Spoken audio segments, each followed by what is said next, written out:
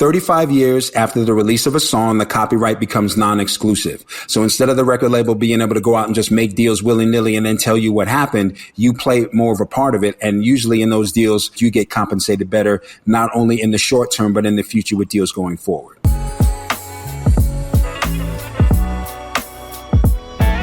Peace, what's going down, everybody? We have been teasing out a major change here at the podcast. And in fact, it's not necessarily a change so much as a 180. We are going back to the MEC, the Music Entrepreneur Club title. And we have a great logo.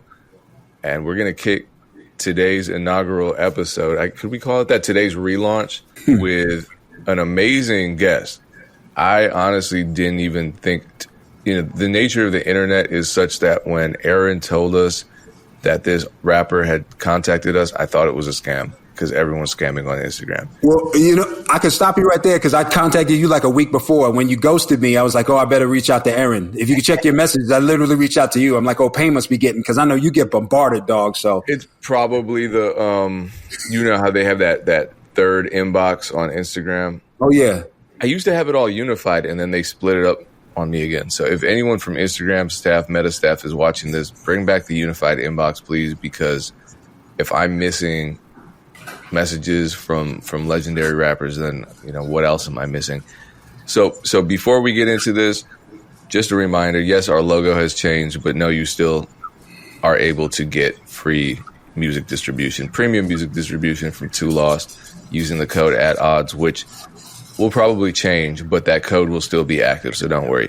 Visit toolost.com, use the code @odds at sign up for 3 free months of music distribution. Get your music on all the platforms for no cost whatsoever, even if you decide to later on stop using the platform, stop using the service, your songs will remain active on all of the streaming platforms. So it's a great option for anyone, even someone who's been doing this for a while. They just want to try out a new distribution platform. Man, I'm speechless. We have an amazing guest today.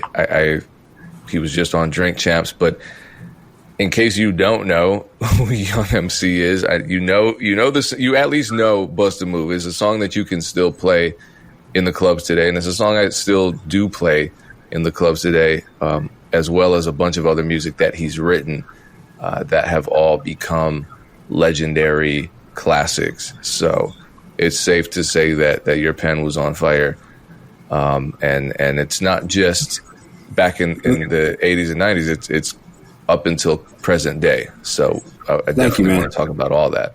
I got stories about all that. First thing, I wore this shirt in your honor for the ancient DJ, and it's actually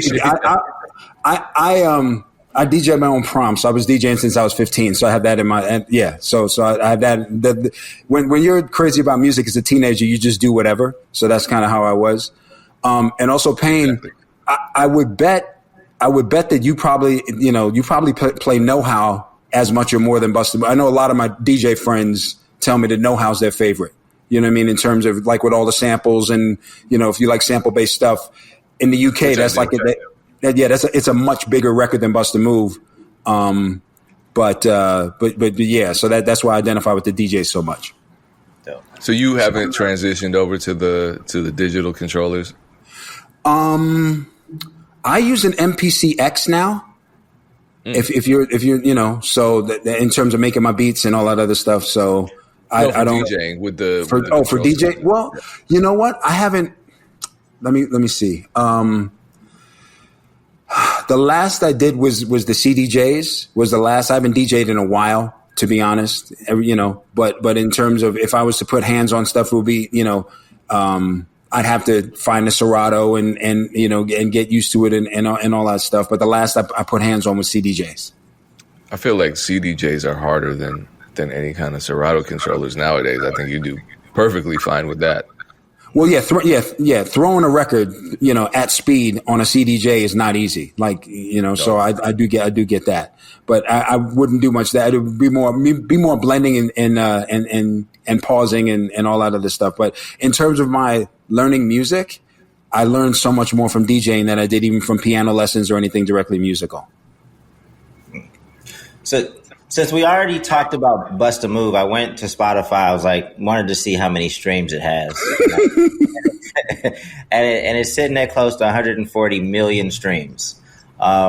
So there's a few questions out of this, but it also highlights that like classic songs, quality songs are going to live for a very long time across generations. Sure. I'm sure it's not just folks my age or older. It's a lot of young people that are dipping back into the classics.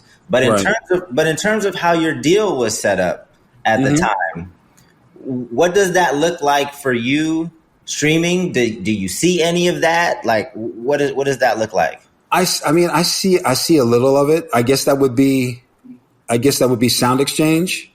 So I see a little bit of that, and then there's the AARC. I see some of that. To whatever extent it stretches over to ASCAP, I'm strong with my ASCAP. So, but it's nowhere near what an independent artist would get, what a label owner would get. Ironically, even though I can't really talk too much about it, you guys are familiar, especially you, Dame, would be familiar with the concept of reversion. So I literally just went through my reversion in May. So I've been able to fund a lot of what I'm doing from that. So you get to talk to a dinosaur like post reversion. So that's one thing I didn't bring up to Erinn, but yeah, that you see the music business from a lot of sides. You guys had a discussion, and I hate to take this over, but you guys had a discussion about music being a product or an asset.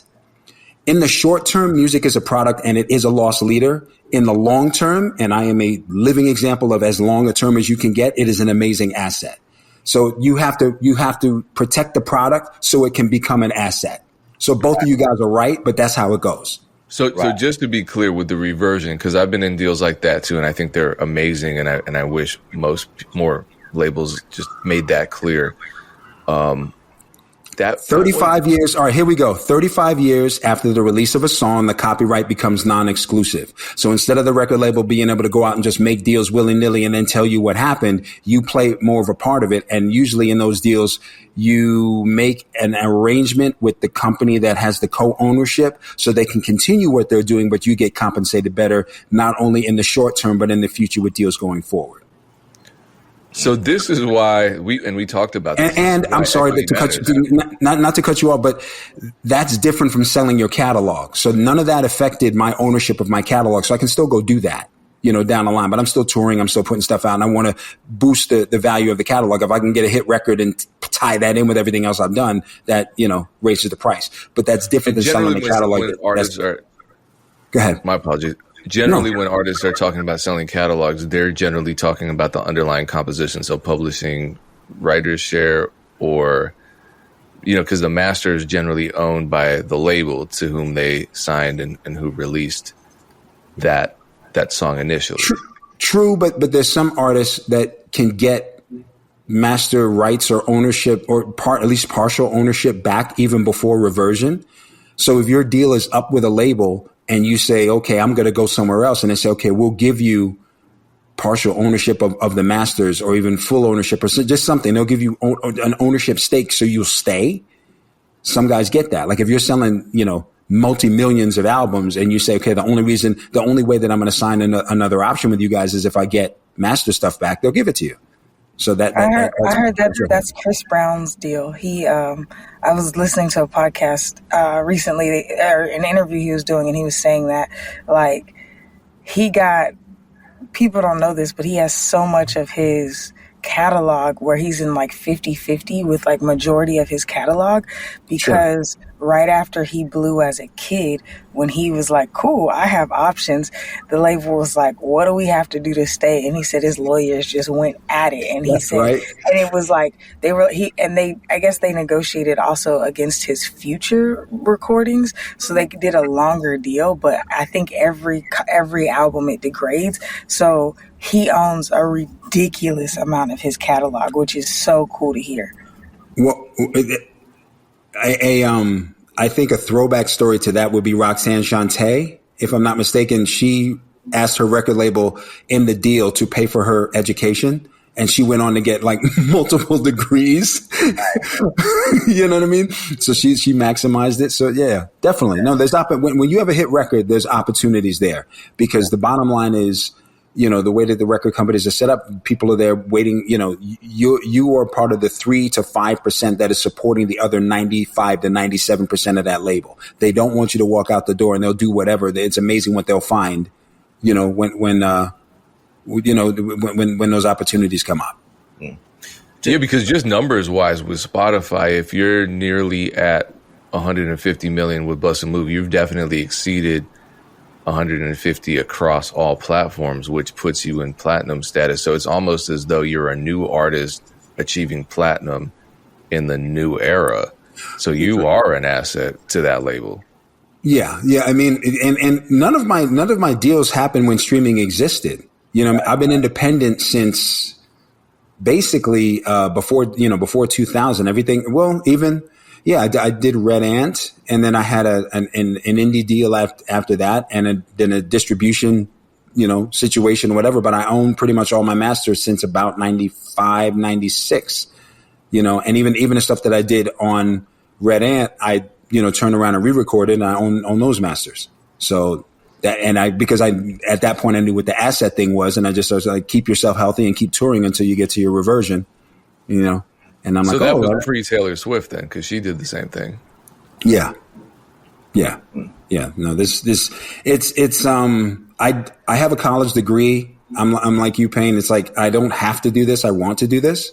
So, yeah, the record hits and, you know, I follow it, but that doesn't mean I have to be. I mean, I literally renegotiated my publishing on Bust a Move from a college dorm room. You know what I mean? I'm like sitting there and telling them, I sing the song for them. Wild Thing I wrote, the 3 verses that they kept, the Wild Thing I wrote in about 35 minutes. Funky Cold Medina is about 2 verses. That was an hour. Bust a Move was an hour and a half. And the only thing was different. I called it Make That Move. They changed it to Bust a Move, but I read the lyrics over the phone to the label owners, and I had signed a deal that I didn't have publishing. And I told the story on Drink Champs, so whatever. It's like, they said they loved the song. When can you come in? I'm like, I'm not coming in. I'm going to sell it to this person at RCA, very well-known guy at RCA. He was a friend. And I said, I'll sell it to him and I'll get some money. And he said, well, what do we got to do? I said, you got to give me my publishing back. And I got publishing back on my first 3 singles and one other song on the album. And that alone was probably 7 figures getting that. You went to SC? Yes, sir. Nice. 85 to 89, got signed to Delicious in August of 87. Dope. What's just like your general perception of today's industry, or just streaming in general? Like, obviously you've lived through, you know, a couple different phases of the music industry. Like, how do you look at it negatively, positively? Like, just what's your general perception of streaming? Well, just one, and I have a prop actually. One portion of the music distribution business that's been skipped over is this. It's a download card. Okay. So literally, like, this would be an album, and you type in this unique code and go to the website, and then you get a download of the album. And the idea was, since physical was going away, that someone would have something physical they could put in their wallet. So I've been through all of it. When Stone Cold Rhyming came out, CDs were new. Mm-hmm. CDs were like, I don't think there were CDs in 85. So I came out in 89, you know, and if they were, they weren't, you know, they weren't prevalent in the stores, but right. I felt like it was new when CDs came, you know, when I had CD, vinyl, and cassette on Stone Cold Rhyming.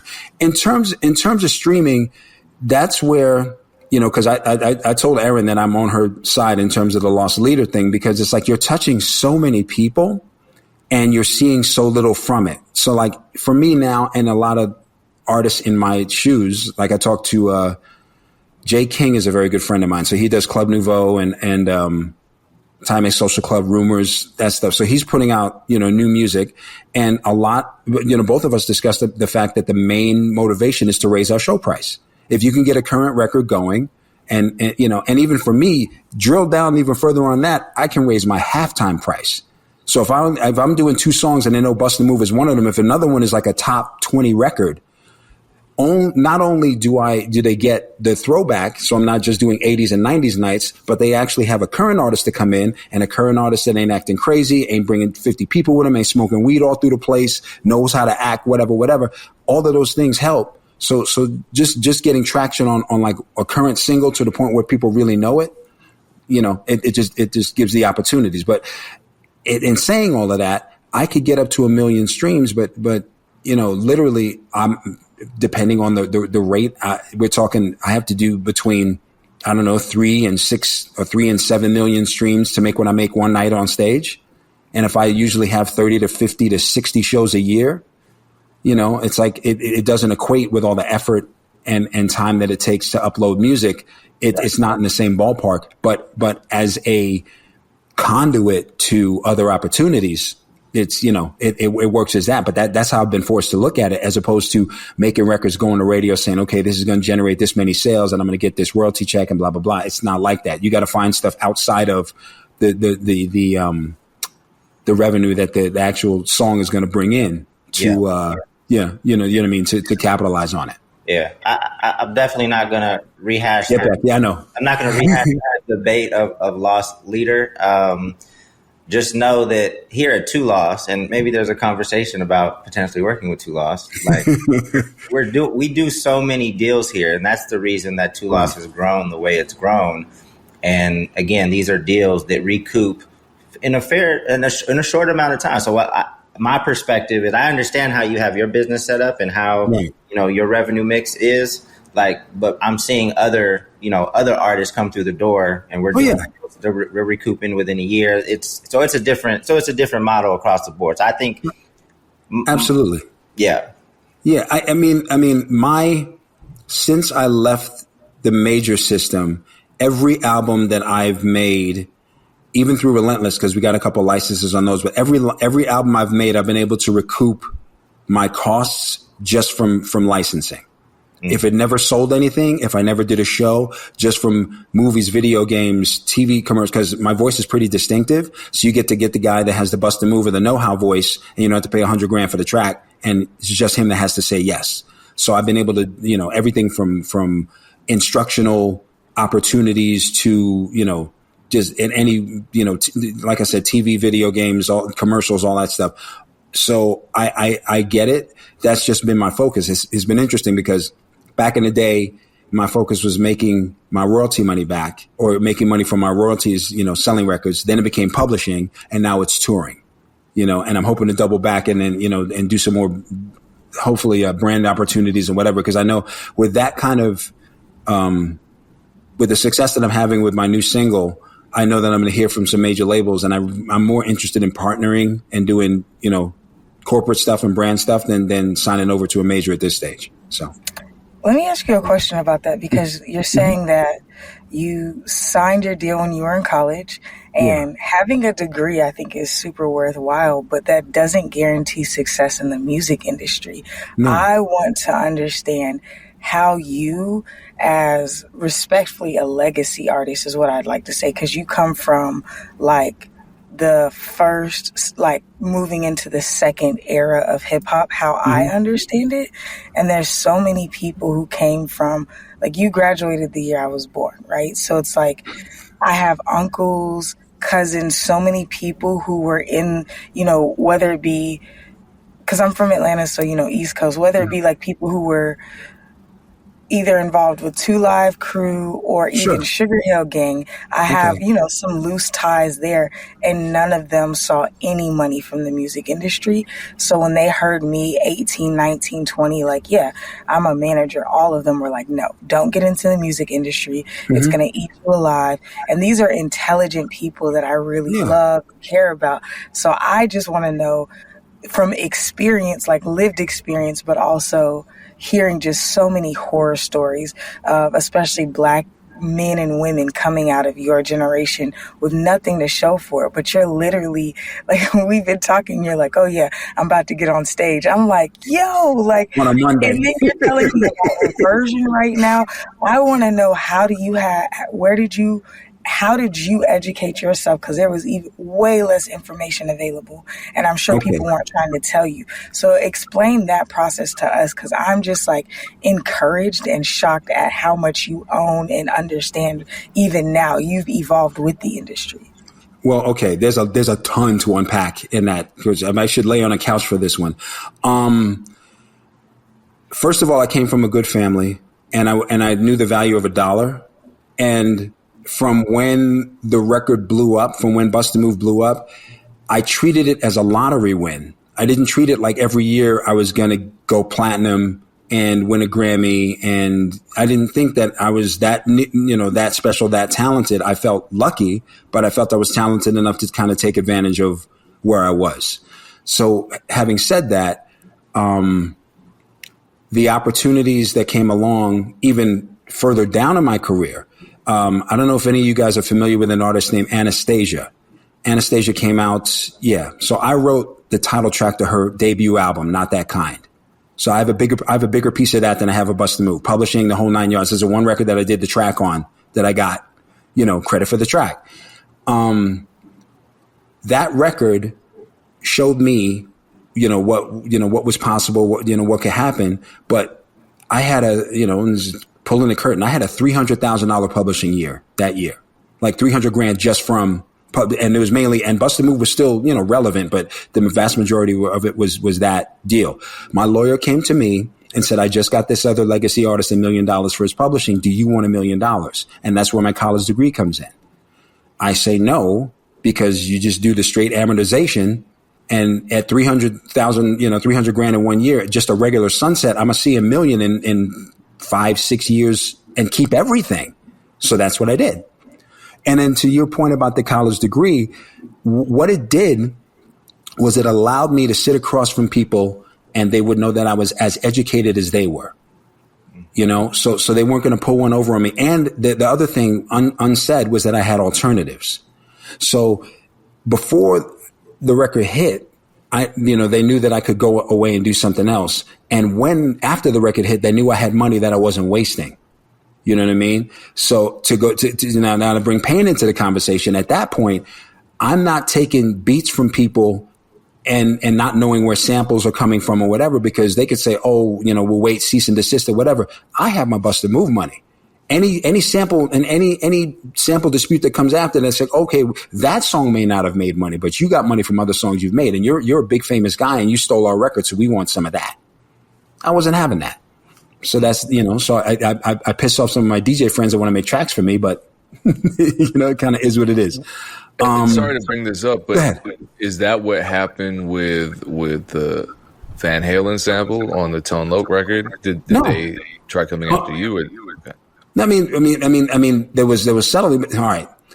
I didn't sign anything for this, but it's just not the greatest form to go into it. But a lot of those, pre 3 Feet High and Rising and all samples cleared and that ilk or that period, deals were getting done for cash. If you went up to a rock band and said, I'll give you $10,000 flat just to use this record, use this sample in my record. Nobody knows about masters. Nobody knows about publishing. Here's $10,000. Here's $20,000 up front. Sign this. They sign it and that's done. They literally have signed an artist deal with you as a flat fee to take the sample. That happened a lot. Just saying. So what I think is dope about what you just said is, like, although many things have changed about the music industry, the one thing that's consistent is that if you are educated and you understand the business, you can move in a way that protects yourself and makes yourself a lot more money than if you didn't have the information. And that's exactly why we started the Music Entrepreneur Club, because, we all have experience in it. We're living it day to day. So we're just passing on information to these young folks so that they can navigate it in the same way that you were able to do it. I'm sorry. It's human nature. If you're that kind of person to take advantage of somebody, you're looking for somebody who's desperate, looking for somebody that doesn't have alternatives, doesn't have choices, doesn't have, another direction to go. And I was the antithesis of that from when I first got in. But then I also, learned that a lot of times it's the deals you don't do as opposed to the deals you do, that that you'd be probably more thankful for. So I may have missed out on some opportunities by being conservative, but there's a lot more things that I could do because I didn't get myself tied up into something that I didn't want to be in. Yeah. What is today's generation missing from, the time and experience and the positivity of like the way hip hop was, in the 80s, 90s? What are give them a little insight of what they're missing today. Well, it can even go down, if you go down to the music production part of it, it's so easy to get beats that, like, for me, if I find a loop and and I'm using an MPC 60, I'm using an old sampler, I have to commit to that loop to say, okay, this is how I want to chop it. This is how I want to work with it. This is the hook I want to write to it. The music comes so quickly now that whether it's successful or not, if you didn't put a lot of time into it overall, I'm talking soup to nuts, from the first pen stroke to mastering. If that whole thing takes place in a short period of time, then it doesn't really matter, and you're not really making music for people to listen to 5-10 years down the line. Every record that I was making, I mean, when the Grammy I won was the second overall rap Grammy, and it was the first televised Grammy. So people were still talking about rap like rap wouldn't be there. It would be disco. Like, okay, we got a couple of disco awards and it'll go away. That's the way it was spoken about. So, and also I had an alternative. I could have gone and done something else. So I'm like, okay, let me show that this is the reason why I'm not working this 9-to-5 job. I'm going to put everything I can into every record I make. And even now, it takes me a long time. I'm slow, but I'm good. Like, if you look at my catalog, I make more money. How can I say it? There's a higher percentage of songs in my catalog that have generated income from licensing than 95% of the people I know. Most of the people will have 1,000 songs and maybe have 10 to 15 that have made money. And I'll have 200 to 300 and I'll have 60, 70 that have made money. How does that compare with you saying that you wrote Bust a Move in like an hour and a half and things like that? It's like the writing is fast, but the process of making it is slow. Is that what you're saying? No. All right. The writing is fast at 20 years old after your homework in college, and you get to do something that a professor's not telling you to do, and every word you write, comes out the way it comes out. Once that happens, the writing is painstaking because you're like, oh man, in 90 minutes, I can make another one that changes my life. And you burden the back of your head with that. So I could never write something that quickly now. I think about it too much. I'm literally going over every syllable, every rhyme scheme, breaking out rhyme and dictionaries. Everything has to be perfect now. So that's what I'm saying. That's the care that I put in. I make each record as if it's my last. When I wrote Bust a Move, I knew I had a bunch of records ahead of me, and I'm like, oh, this sounds different. Tone just came off of being damn near quadruple platinum. Let's see what I can come up with. You know what I mean? So that's what it is. The writing process at 20 and the writing process at 57 are different. Well, can I ask then, because looking at the producers that worked on your first few albums, I mean, there are legends on there. Oh, yeah. I saw Dust Brothers were on there. So it was a very different process, and you've seen it at every step of the way from its inception to now, where you can just make a beat quite easily, at the same quality as what it would have taken, because you said there's so much commitment involved in the analog gear, and there is, that's honestly why I like, I have an idea and I can get it off very quickly with a MIDI controller. What was that process like then? You would write to beats, or you would write really quick? Yes. Okay. I'll tell you. Okay. Wild Thing, Funky Cole Medina, they give me the beats. They say they want it for Tone. I bitch and moan. I'm like, oh, and then I go ahead and do it. And it comes quickly. They make the edits go. Bust a Move, they give me the track. I write to it. And literally like 90 minutes and then done. The interesting thing, Know How was written to a beat that I did at 112 beats per minute. And this is directly to Payne. Payne will appreciate this totally. Know How was written to a beat that I made at 112 beats per minute. They gave the track to the Dust Brothers, and they came with the sample filled stuff at 117 beats a minute. That's why the rhyme is so fast. If they had originally given me that track, I wouldn't have done that cadence. So I didn't perform that record for 20 years because it felt like a damn obstacle course every time I would do it. But then I got so good at performing, and then I went to Australia, and they were like, well, you have to do Know How over here. And so I got good at it, and I still do it in my show. And now it's like, I kind of get it. But that 5 BPM jump, quick story. I have a really good friend, DJ Debonair. Shout out to DJ Debonair. He was hosting and DJing a club in Nashville. And he said one of his, life dreams or hopes was to DJ behind me when I get up and do a few songs. And he DJ for me. I'm like, cool. So we start rocking. No House's favorite record. He puts the track on, and I'm starting to go with it. I go through the first verse, and I know it's too fast. Me with the DJ in mind, I go back and I take the pitch and I slow the pitch down so that I see green, so that I know it's normal. And he's like, man, I'm just trying to, get the crowd hype. I'm like, do you want me to run around the building while I do the record? Because I could feel 123 trying to do these 112 lyrics.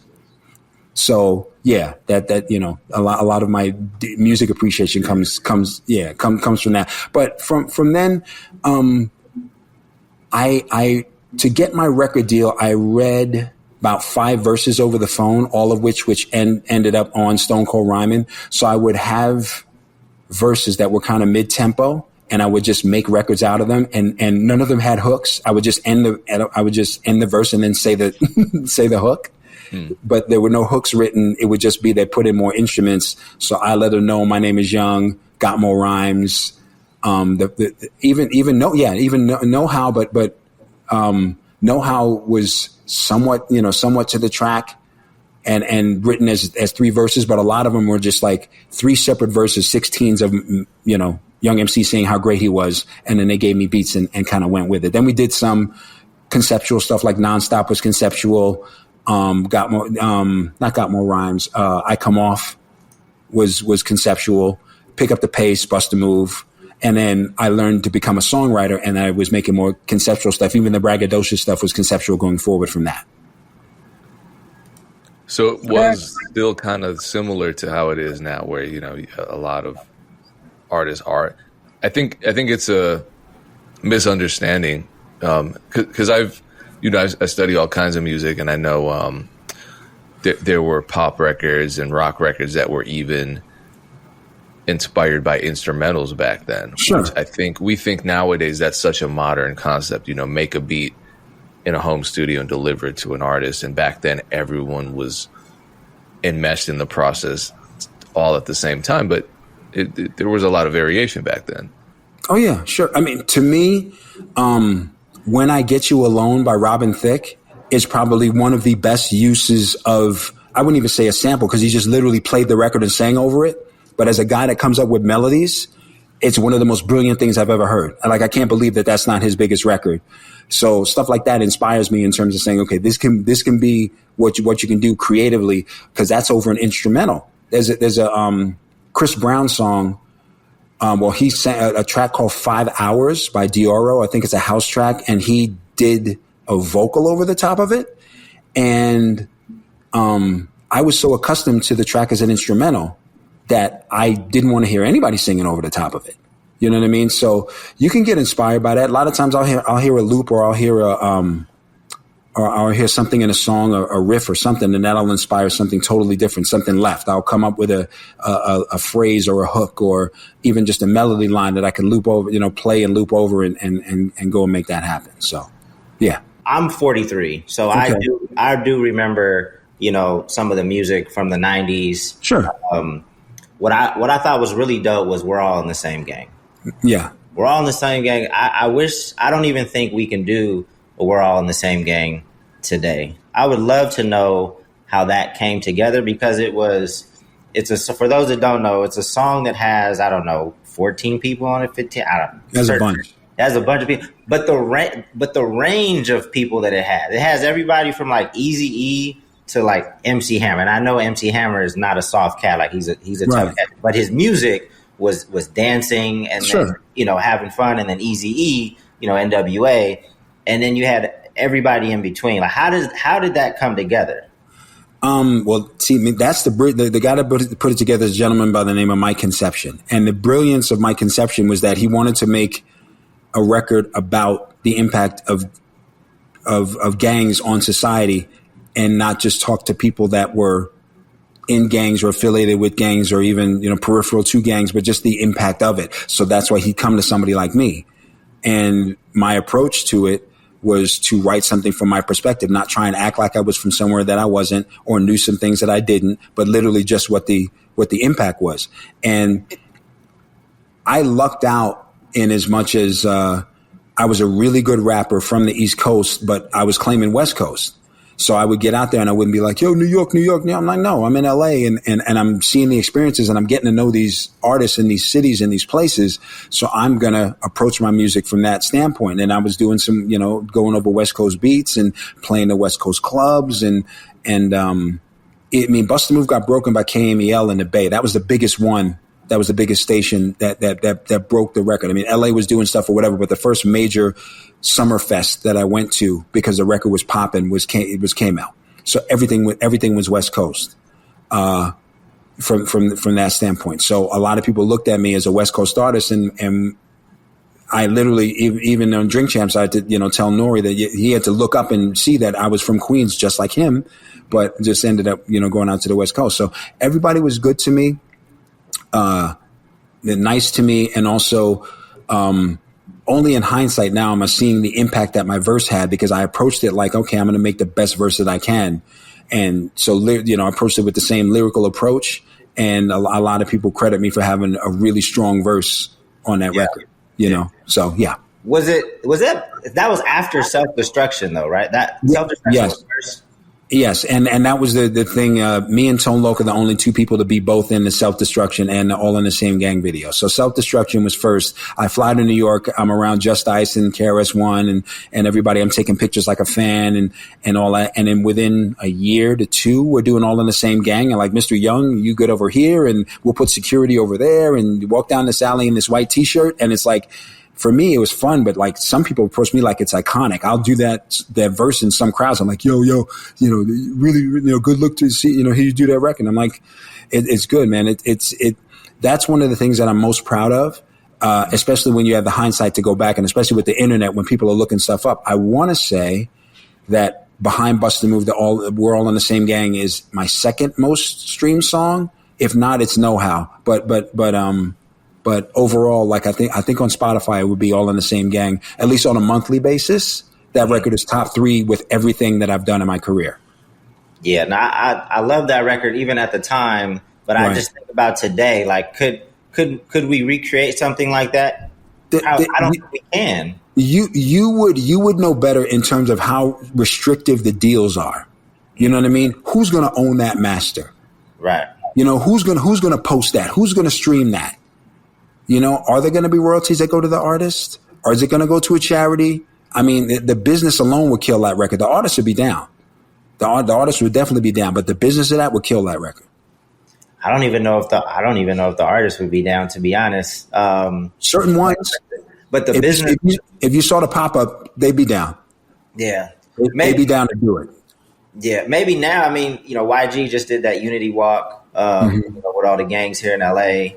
And then obviously with Kendrick's recent performance, bringing folks together. So maybe the environment is ready for it now. But you're right, the business would get in the way for sure. I just think it would be amazing to see. Man, I love records with a lot of people. I miss groups. Like, there's no groups anymore. Well, here's an interesting thing, and this is from me doing deep dives. The advent of digital production, the advent of not using bands has reduced a lot of artists down to solos. Like, why would you even be a duo if one person is just going to be a background singer and not play the instruments? So if you're making the music digitally like that, all you really need is a lead singer. If you do harmonies and all that other stuff, you're probably going to be in a band. So that'll be the group aspect. But if you're a new act coming up, and you can get access to music that easily, you can sing your own backgrounds, just lay it over or hire background singers, but the front can just be one person. So that's why you don't see groups as much anymore, because unless people are going to play instruments, and there's not a lot of black groups where everybody plays instruments, that's what's going to go down. Yeah. I also think it's just difficult to make any group work in any environment, but also just kind of, again, the business of it, splitting, the butting of heads it's The black band is back on the rise, though. I'm saying I'm encouraged.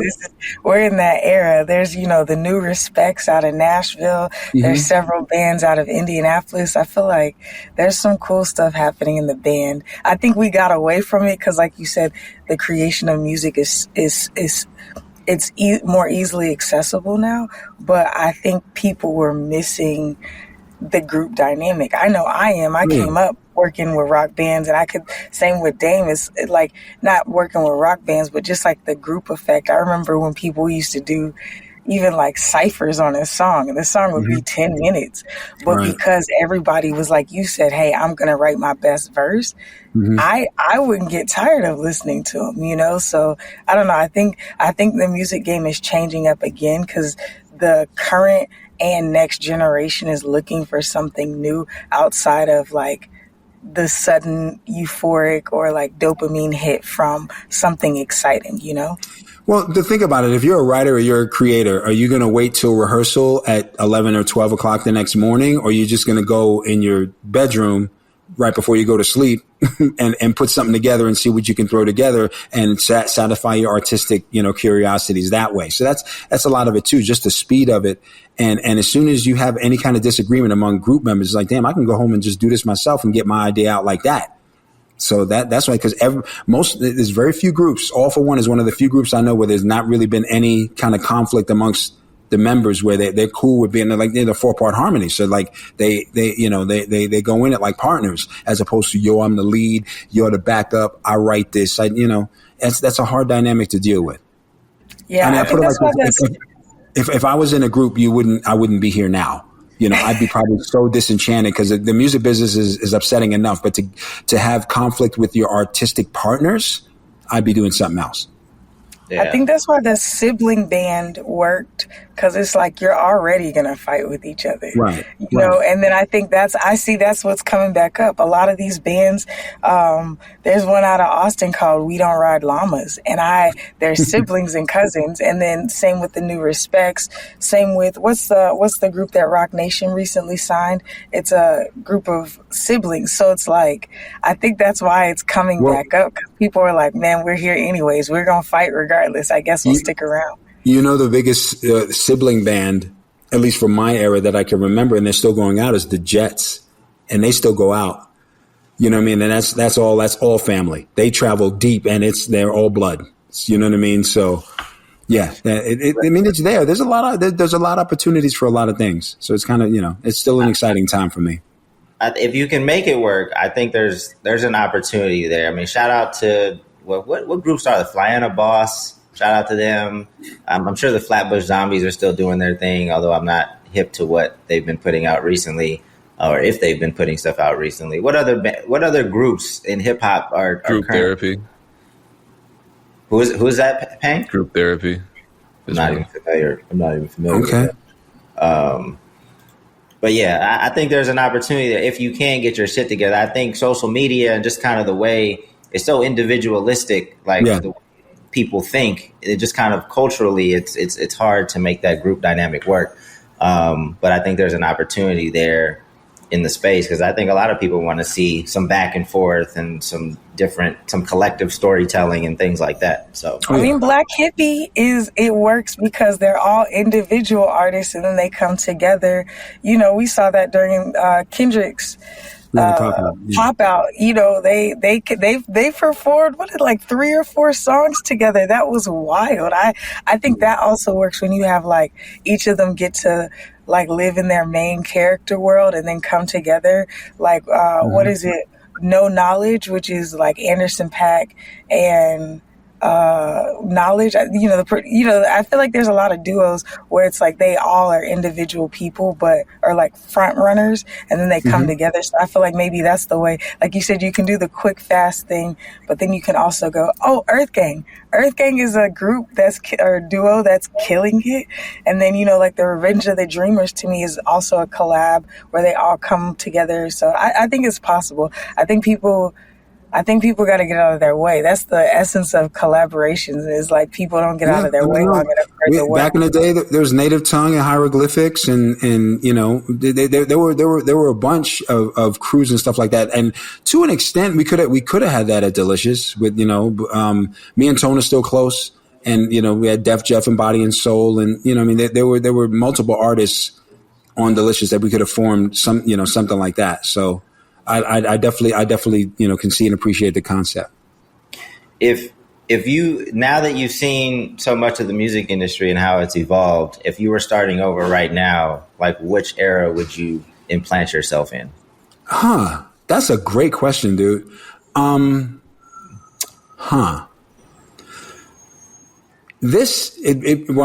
depends. Eras, in my opinion, depend on region as well. So if I was in New York, it would be earlier. And if I was in the West or in the South or in the Midwest, it would be later. It would probably be, you know, if I was in New York, then it would probably be 87, 88. And if I was in the West, it would probably be a little after when I came, like probably 90, 91, 2, 3, somewhere in there. And if I was in the South, it might be a little bit after that.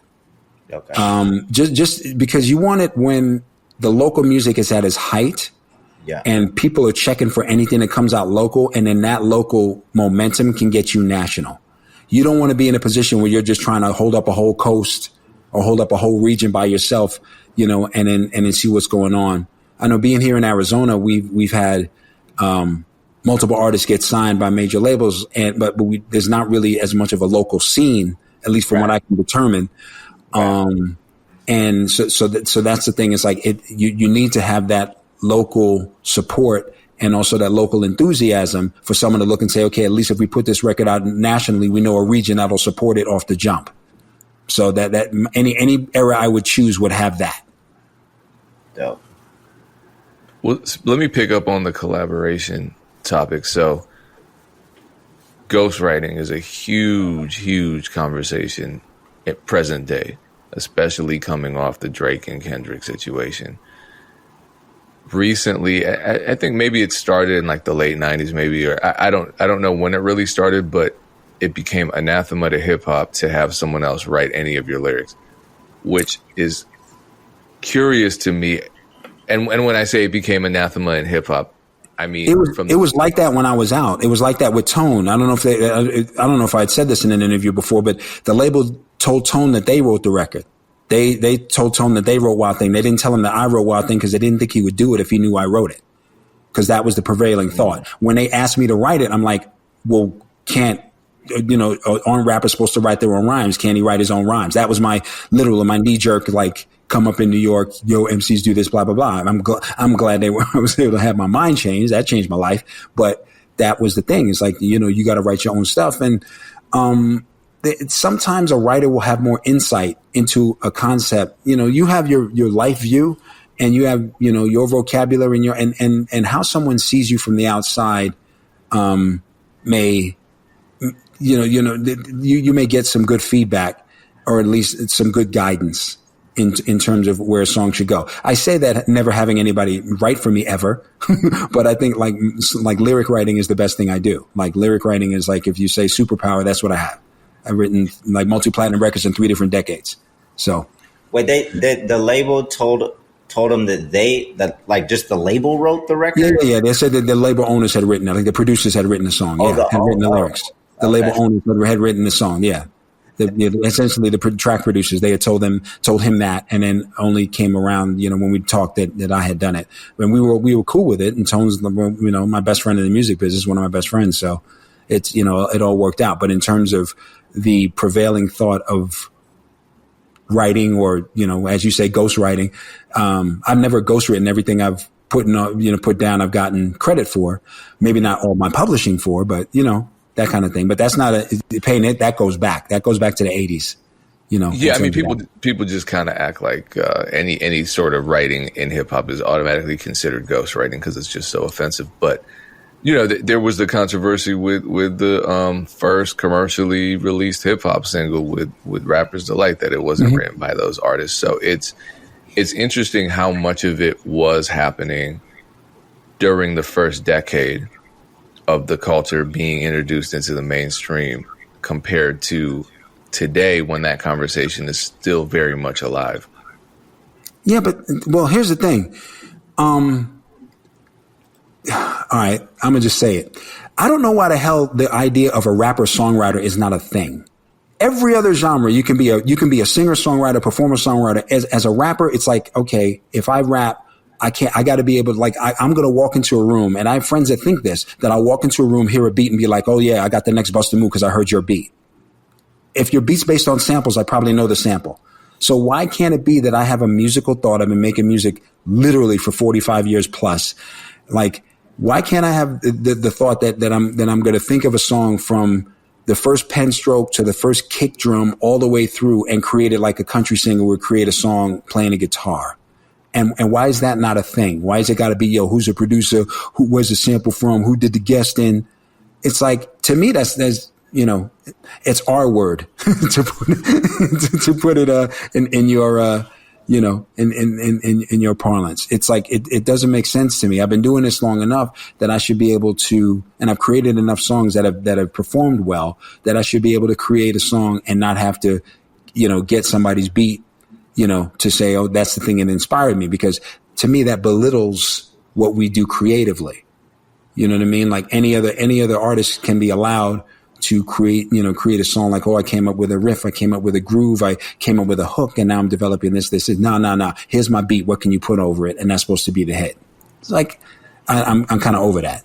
I probably didn't answer your question, but that rant just came. No, I mean, I think it's good insight, because a lot of that could be seen as restrictive.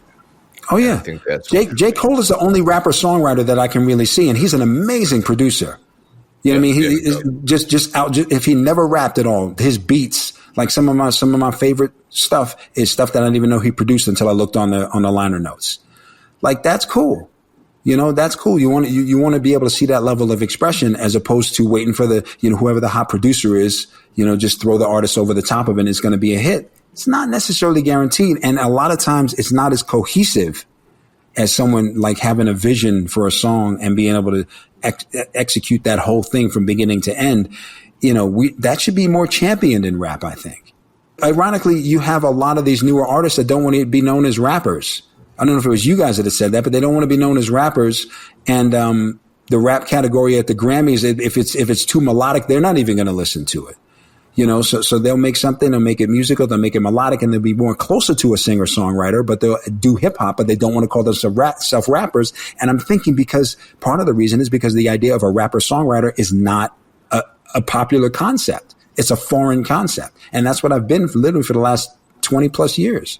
That is true. It does feel like there's a lot of genre policing, and you think, well, there's space to evolve, there's space to expand in every other genre. And I understand part of it is you know, cultural preservation, because there's so much colonization, if you will, of hip hop.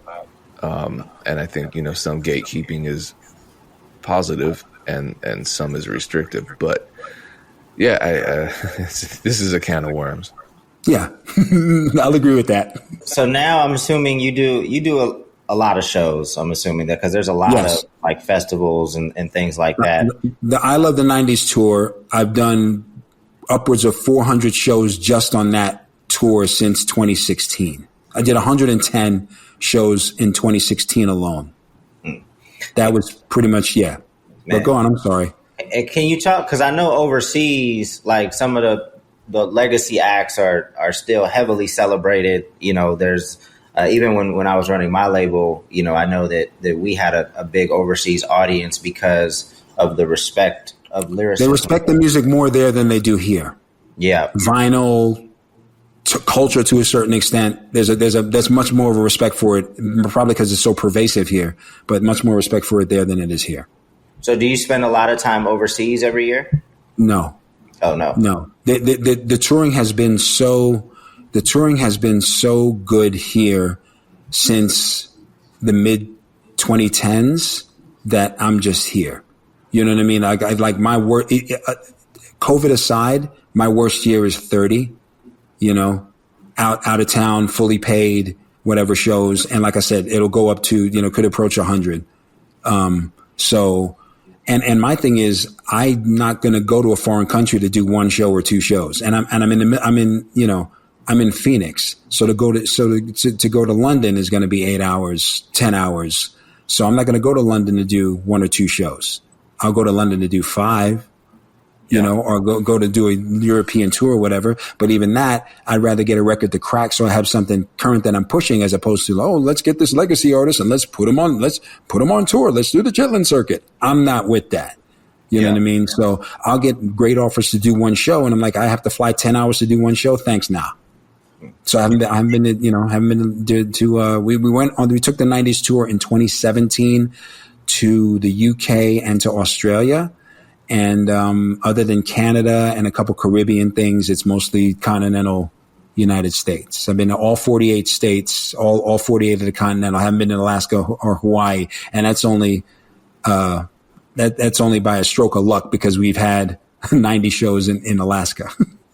Do you have any advice? Because I think a lot of young artists today are only kind of preparing for tomorrow, as opposed to preparing to have a long career in this and to be able to perform for a very long time. Do you have any advice for artists that are making music today on how to, try to have some longevity in this touring? This advice was the same during physical media, during downloads, and now for streaming.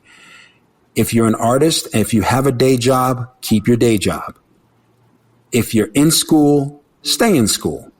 Make music your hobby until it becomes lucrative enough to become your career. And the bank will tell you, your CPA will tell you, something will tell you that, okay, I've reached the point where it can become my career. I graduated graduated college in May of 1989. Bust a Move came out finals week of my senior year of college.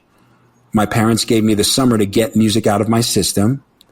And I was gold by the end of summer, and I was platinum, had written multi-platinum records for Tone, and had a Grammy by that next February. And that, so by the end of the summer, I'd made enough where I knew it was going to be my career. But by that February, I knew that this is my life, and that's what it is. Not saying that a starting artist has to have that kind of example, but there's so many. The one thing I really envy about artists today, there's really two things. Number one, that they have all the music that we've made or that has been made in my era as something for them to take as an influence, because when I'm rhyming fast, I literally had nothing to go by.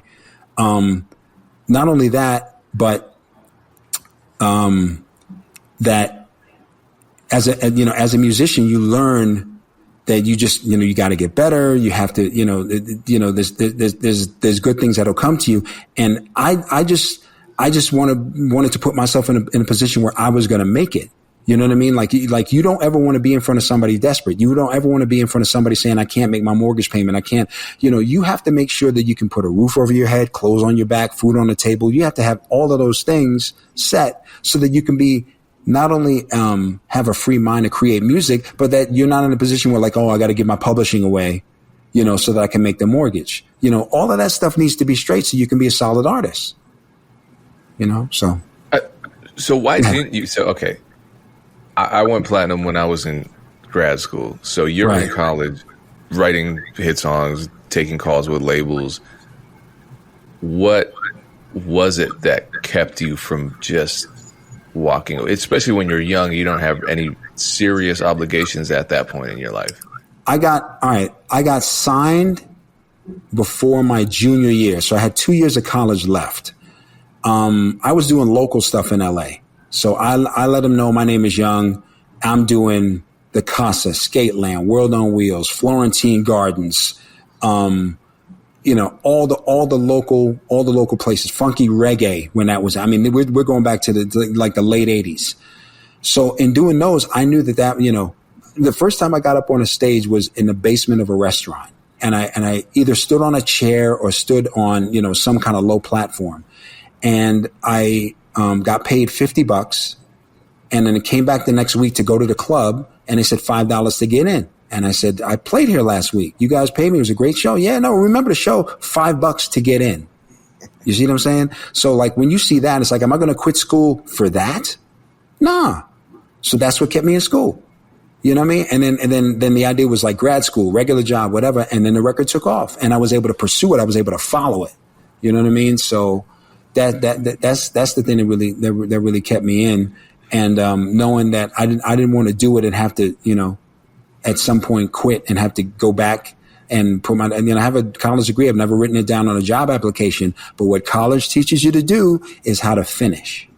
Mm-hmm. So I had the ability, like, I'm going to finish an album. I'm going to finish a script. I'm going to finish a project. I finished college, which was not the most enjoyable thing, but I was able to finish.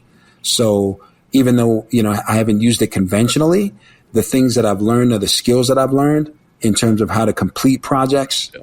That's what I owe the most to college. Was that all intrinsic or was that part of your family's culture as well? Well, I mean, I guess my family's culture made it intrinsic. You know what I mean? So it's like, if I didn't know what the hell, if I had no sense, then I could have had the same experiences and not really gotten anything out of it. But I had a good basis in terms of the sense that I had. So I start going through these experiences and I don't drink. I don't smoke. I don't ingest substances to kind of change my viewpoint or outlook or anything. If there's something that needs to be dealt with, I'm very self-confrontational. And then a lot of times that people would spend in bars and spend, you know, chasing girls around and spend, you know, whatever. I mean, I had my wild times, but the point is I had a lot of that stuff figured out. So I just had a chance to watch people. And had a lot of friends in the music business and had a chance to watch them and what they did do and didn't do and, you know, all that stuff. You know, I had my fun, but I, you know, grand scheme, I kind of saw a lot of what was coming. So I'd be the guy, you know, in the corner just watching, you know, and I didn't have to lie to get into the rooms. Oh yeah, that's Young MC. He's got that big record. And then I just shut up and watch people.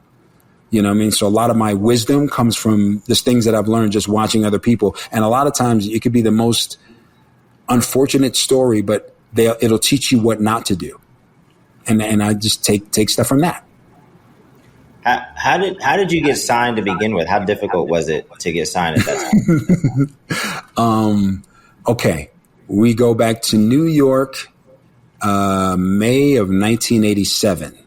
There was a record store called Rock and Soul on 36th and 7th. There was a gentleman by the name of Eric Flewellen that worked in that store. And I would buy records from him. And we're going back to like when Def Jam first started. I'm a DJ. Give me everything on Def Jam. If it has a burgundy label, I don't care how crappy it is. I want it because Def Jam's the label. So I would buy all my records from Eric and, you know, keep going. And I went off to college, but I come back to New York in the summer.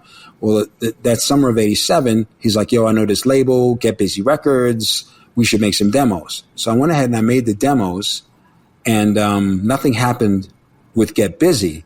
But I was going back to college at USC in August of 87. He's like, I know these guys, Mike Ross and Matt Dyke. They are starting this label with Delicious Vinyl. At that point, I want to say Tone had been signed because I've talked to M-Walk. Shout out to M-Walk, who's Tone Loke's DJ, and shout out to Tone Loke, obviously. I'm talking to M-Walk, and M-Walk is like that Loke had been signed, I want to say March of 87. So I get on the phone with the Delicious guys in August of 87, and I say about 5 verses. And they send me a contract in the mail at USC. So I'm a student senator. I'm taking 18 credits. I'm part of student government. I represent the student apartments at USC. I take my contract to the law school representative of student senate and say, can you look that over for me? Not a lawyer, law school representative. Can you look that over for me?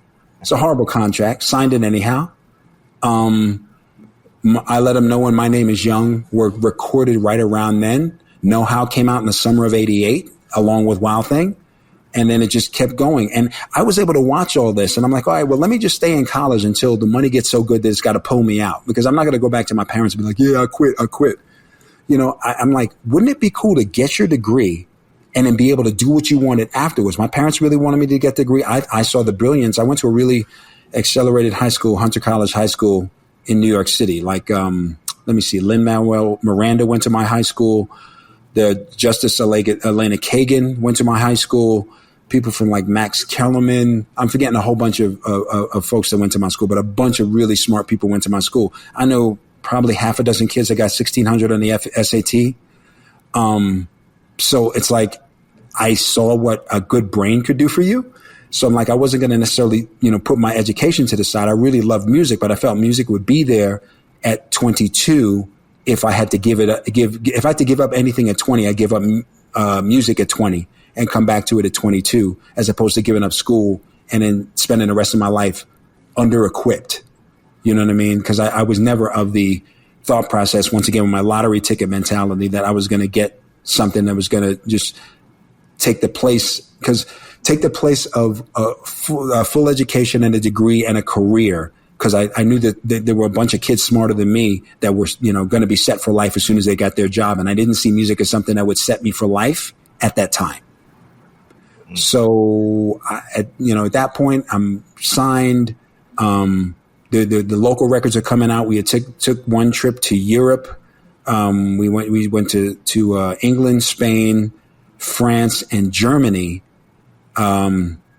And I was actually in Germany when the wall came down, and I actually have a piece of the Berlin Wall that one of my dancers, Nate Scott, had kicked out of the Berlin Wall from taking that trip while I was in college. So I asked that question because there's a follow-up question, because obviously today a lot of artists, they're complaining about having to be on social media and having to build a following. Like, what were the things back then that you didn't want to do but had to do in order to, be successful or get signed? Well, not that I guess didn't want to. Radio runs were tough. The one thing about today is, like, you put a record out, it's streaming, there are more radio groups. You can do, interviews that'll cover a bunch of different stations, syndication, that kind of thing. I know with Bust and Move, when I went to Houston, I had to go to 5 stations. And if I didn't go to all 5 stations and I only went to 4, there was a possibility I could lose all 5. So you had to go to all 5 stations and with the same level of respect and the same level of deference. But then you multiply that by however many P1 cities there are.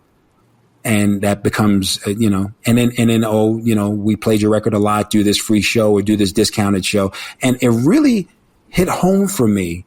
So to answer your question, Dame, it do all the promotion stuff that the labels or the handlers would feel was totally necessary, because that's how it was always done. I remember when I'm thinking it's 95. Yeah, it was 95 South. So the Woot There It Is, but not the tag team.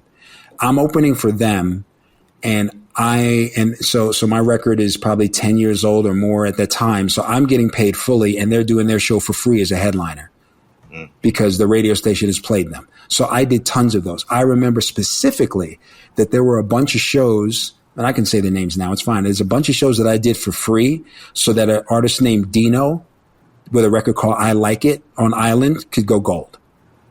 If I didn't do those free shows, I did shows to get him spins, because they were spinning me regardless. And it's no disrespect. It's no whatever. I just knew I had people come back to me and say, oh, yeah, Dino had a hit record, blah, blah, blah. Okay. So things like that, once you learn it. Look, if y'all want the stories, I can give you the stories. We do. I think, thank you for bringing that up in radio, because I think a lot of people look at radio as this very nefarious backdoor thing. And it's like, there's a lot of weird stuff going on, but it's a lot of favor exchanges. You know what I mean? And that's nothing new. That's the world. Mm-hmm. And I worked in radio for 5 years, and it was as simple as a radio promoter coming out once or twice a year and buying me lunch that would make me answer that call and spin that record. You know what I mean? And so what you're saying is multiply that by, 250, and that's the stress that you go through to effectively promote to terrestrial radio.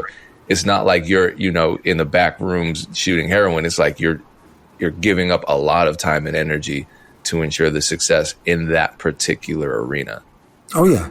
And I'm not on a high horse. I mean, I was coming on a independent label. So there's a possibility that Tone may have done some shows to get me spins, but he would really pretty much be the only one. And that would have been for a long period of time or whatever. But, there's definitely, trade-offs that go on. And I'm, it's fine. It's just kind of a nature of the business I'm in. I mean, one of the stories I have pain, when I was on my major label, I got $1.5 million as an advance, and my AnR comes to me and says, you have to pay $5,000 to hear this producer's tracks, not to select one, just to listen. And then I'm saying, well, why can't I just hear the tracks? Well, no, you got to. And everybody knows the advance I got, and I'm getting pushed by the AnR to do it. So I give the money, hear the tracks. The tracks are trash. So in hindsight, thinking back, number one, obviously the AnR got a cut of it. That's number one. And number two, no producer worth his salt is going to put himself in that kind of position so that I can talk about it. I never heard of those producers before or again. It was a cash grab, but I was put in a position where I had to do it. I mean, and, it's so that, So it was an engineer. Sorry, it was an AnR managing these producers to try to use their position as leverage to get some money from the artists whose budgets they were aware of. Right. That's happening today, though. I mean, a lot of engineers. Sorry, why do I keep saying engineers? A lot of AnRs are managing producers and therefore pushing the artists that the labels for whom they work have signed to work with those producers, and then they get paid as the AnR for the project with the rapper. Then they get paid as the manager for the producer. And how is that not a conflict? What's crazy to me is that it's a massive conflict of interest. But they allow it. Yeah. Oh, sure. But they don't, that's not something they're going to police. Everybody, if you have an LLC, if you manage somebody, whatever, they're not going to, get in that and say, you have to divest yourself. When is the last time you heard in the music business somebody had to sell something to get a job? Never. That doesn't happen. Yeah, just in the corporate world, it does. I feel like it does. Rare.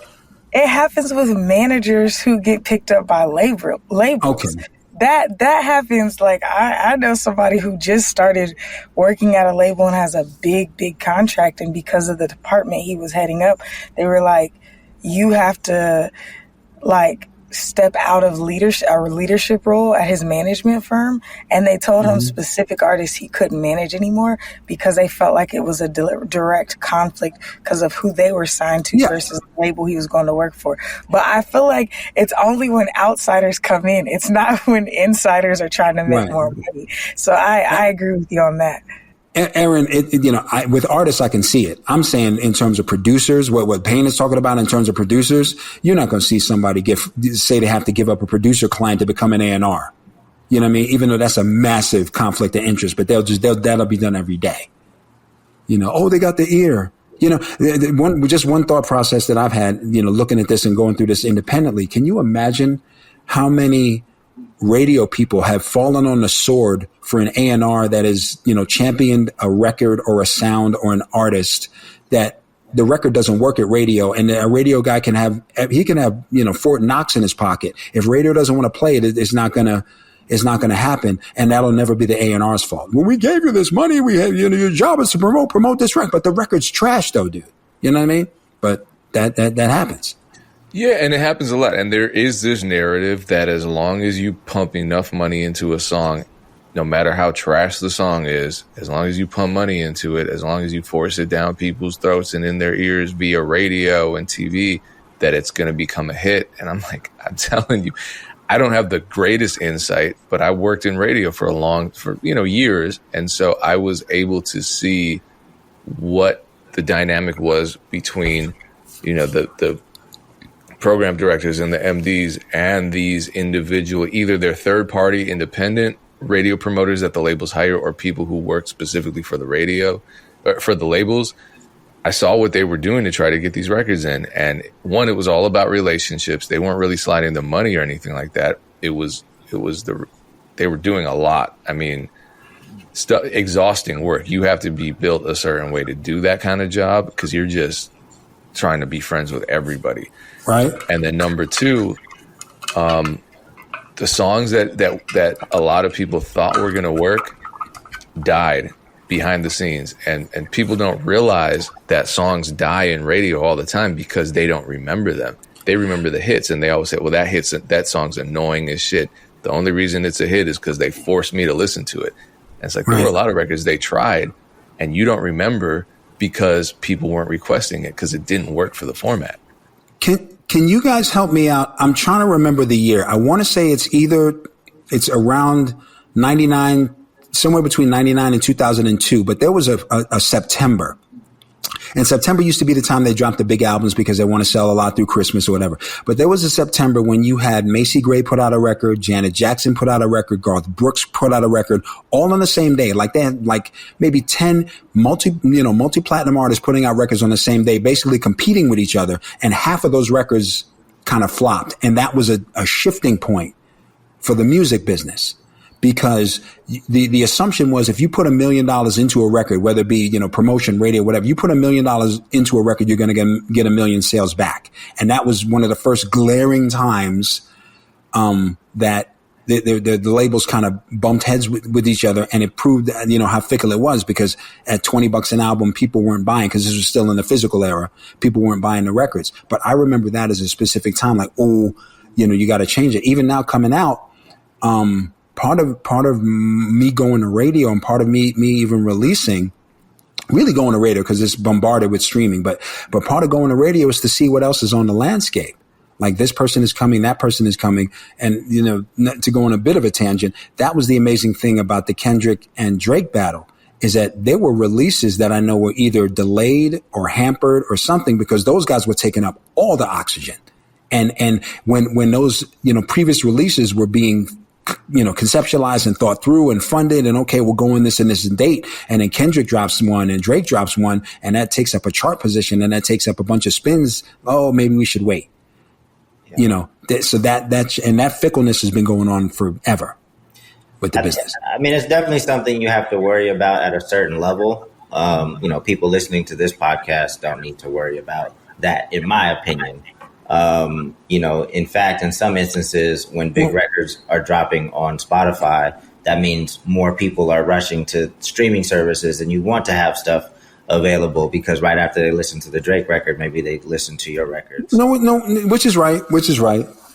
I hear you. So, but the thing you brought up just around stories, I always think it's dope, like talking to folks from the era prior to social media, because you guys have amazing stories. We don't have stories today because everything plays out in real time. Right. All right. I have a story for you, Dame. Okay.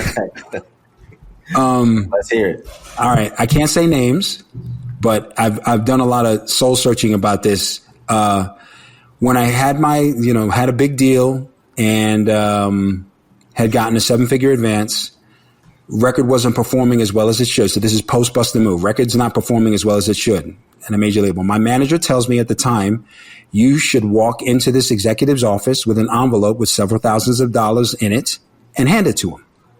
So I went in and I did that, assuming that this is how the music business works. And this is a person that has an executive job, is getting low, high five, if not a 6-figure salary already, but he's taking an envelope from me. And in the short term, I'm thinking, okay, this is how the music business works. And he probably, is looking that I got a big advance. So he asked my manager about it. And my manager was like, okay, I'll do it, blah, blah, blah. And in hindsight, that's not what happened. My manager offered that up. Not even a question, because no executive is going to have the balls to come and say, I want a piece of this kid's advance. Right? Plus the fact they have me hand it over, because anybody else who hands him an envelope is risking all kind of trouble. And if he comes out to get it from somebody else or whatever, he's risking his job. So the overview of it is like, my manager at the time felt that was what was necessary to help get me ahead in the music business. And this is with a Grammy and multi-platinum records in my pocket already. Wow. If there was social media then, like that story is only going to come to light because I said it now. Right. You feel me? So, right. Yeah. No, I think that's, for artists, more legacy artists that are playing in the game today, I think we have to unearth some of these stories, because that kind of stuff goes viral. I see a lot of folks sit on podcasts and they're telling these stories, and they're good at stories. They don't just have the stories, but you guys are good at telling these stories. Because we're dying to tell them, but I'm not going to, I really wanted to tell Rolling Stone magazine, but now it's rollingstone.com. So rather than have somebody print it out, and go back and be able to, try and fact check and all that, or just say it in real time and be like, people are digesting it in small chunks anyhow. So why not? But that's why I think Drink Champs has done so well, because the stories that you hear on that platform are amazing. You're for 2-3 hours plus. Well, after I do Drink Champs, I'm getting bombarded. Oh, you should do this podcast and that podcast. And that turned me, and I'll be totally transparent. It was you guys that I watch and learn everything, and Curtis King.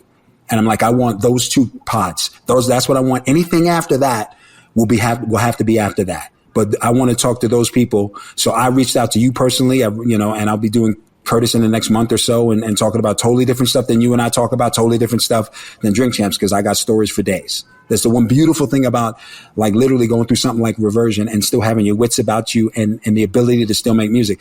Erinn, did you get a chance to listen to the songs at all? Yeah, so I listened to Loose, and so even you talking about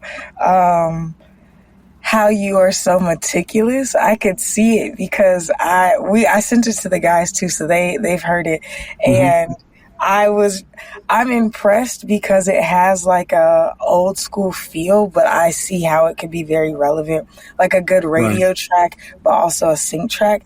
It reminds me of like the listenability, like for me, like the Nappy Roots was my like listenable introduction to hip hop, where it's like they have some deep cuts that are a little bit more like specific to our culture, but then they have the massive hits that are just like everybody loves these songs. And so I feel like with you, of course, I know Bust a Move, but I feel like I was introduced to that like off of a commercial as a kid. Do you know what I'm saying? And then started hearing it at cookouts and parties, and it was like, oh, this was in the Lego commercial or whatever. You know what I'm saying? So now it's like when I heard Loose, which I'm really happy, like you sent me, like it's looking like it's doing really good on radio and it just dropped. I think for me it's exciting because it's showing people that it's not, like my generation, and especially like Gen Z younger, is like, oh, that's old head stuff or whatever. And it's like your music has so many features to it that I think you're a unique artist because you have it's widely accepted. It doesn't feel like it's lost in a specific time. And so, I listen to the music. Shout out to you. I'm grateful that you sent it. Well, okay. I'm gonna before you guys go, I'm gonna take you behind the curtain with it. So, Loose, I released about 2 months ago. And then Fun Part is the one that I sent you the radio report on. So the irony of it is, I'm looking at Loose as a comeback record, right? So I worked on that track for 2 years. I literally, and it's not every day 2 years, but every time I thought the song was finished, the song wasn't finished. Whether I got to put more bottom end into it, just all the things. But it turned out as a record for so many people that it didn't really have a bass genre. So me trying to break that record at Rhythmic Radio was a little tough. That's more for a pop artist, a pop audience rather. And that's not really a record I would break. You don't really break records as an independent at pop radio. You got to have a bass genre and then have it cross. So ironically, Fun Part is more of a, straight hip hop West Coast sounding song. And literally 5 days in, we're doing really well at radio, and it looks like it's going to do really well at radio. And ironically, even though Loose has been out, people are probably going to circle back and check out Loose after hearing Fun Part. And even though I didn't think of that being the order, I'm fine with it because each one is the best representation for me. And, but once again, 5 years ago, I wouldn't have thought of doing any of this. You know what I mean? Even the AI component, I wouldn't have thought of any of this. So you kind of live it and go through it and whatever. And I'm doing all the shows and finishing with Bust a Move and people waving their hands. But then if I got a 15-minute set, I got about 8 minutes or so that I can do whatever I want. So if I make that whatever I want, something that's on the radio now, that could happen. Something good can happen. So that's been my approach. Like the stage has taken me back into the studio. It used to be that the studio would be the thing. You make the record and hopefully that'll get you on stage. But being on stage, doing these legacy shows so much, I'm like, man, if I wrote a record that I knew would do well on stage and I was able to, do that at the beginning of my show, how would that go? And that's what I'm kind of living and experiencing now. I know we're wrapping up pretty soon, but I know a lot of people feel like, hip hop has kind of lost the fun. That's something that La Russell has said recently. He's put out some records that have been a little bit more bouncy and experimental. Is that something that do you share a similar sentiment? Is that where you feel like you can kind of bring some of those vibes back? Well, I mean, I don't think hip hop is a singularly focused, like monolithic thing. I think hip hop is a very varied, like it means something different to me than it does to even Erinn and you guys.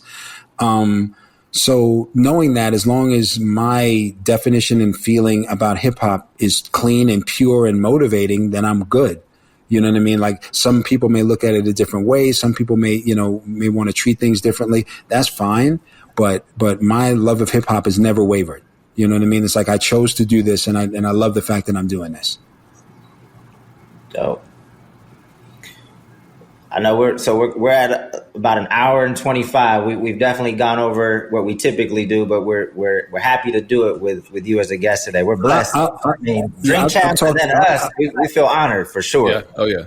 Well, I feel honored. I want this to be an ongoing thing. I'll keep bugging Erinn, and then